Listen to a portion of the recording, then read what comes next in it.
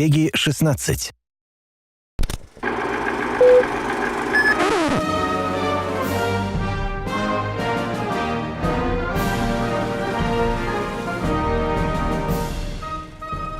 We are extremely proud to be able to create Tropico 6 and build on the unique creative foundation that was introduced over 20 years ago and refined by Hamimont Games with Tropico 3, 4 and 5.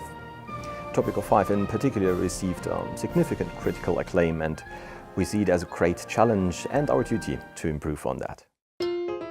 Greetings from your not yet hostile neighboring nation. For us, everything started with a new engine. Taking an existing game from 2014 and designing a new game around it wasn't an option for us. We wanted to build Tropico 6 from scratch and diverge a little from the cartoonish visuals the game had in the past, introducing cutting-edge graphics and realism to the series. We sat together and thought about what makes Tropico great and what might have hindered it in the past. And we tried to include the best parts while improving everything else. That way, the Tropico identity stayed alive, but it looks and plays better than ever before in the series. Going bigger is an obvious choice for a sequel, but we wanted to create something special and not just, say, increasing the size of a single island. The idea of having multiple islands totally makes sense when you look at the setting of the game. In real life, the Caribbean islands are rather small and numerous, rather than being a single landmass. To populate these islands, we've included more than 150 buildings into the game, of which the most commonly used ones have up to 4 different variations. It's 50 more buildings than in Tropico 5, not including the variations. With the idea of multiple islands, we also had to think about the ways that your citizens reach those islands. We also wanted to give the players additional means to interact with the different islands. So that's where additional means of infrastructure and public transportation came into play.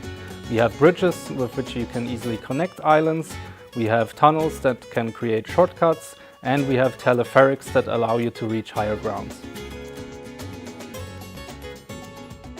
At the heart of El Presidente's island's paradise sits the palace, imposing, regal and beautiful. In Tropico 5 there was the option to build a complete family tree of presidents. But for Tropico 6 we ditched the dynasty system to focus on the one true and only great leader. Rather than introducing offspring that surpasses El Presidente, we try to think of more ways to customize your own avatar and make it more unique. The same is true for the palace, which has customizations ranging from imposing statues to inflatable tubemen. It's all up to you. Longtime fans will remember the espionage add-on for Tropico 5, which raised the stakes in your relation with various superpowers. We really liked the idea that El Presidente wouldn't bow to his much larger enemies around the globe and would instead take anything he wanted from them with the help of some sneaky tactics. In the past, you were able to steal money and technology from foreign nations and expose their secrets.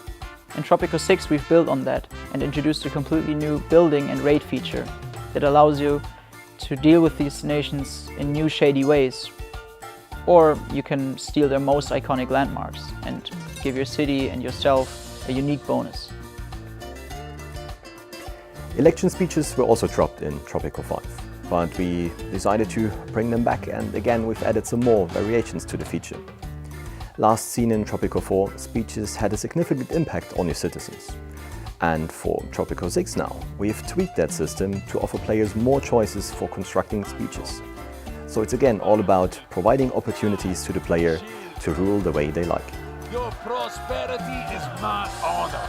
Your solidarity is my faith. And I gracefully accept your love. You are my Tropico.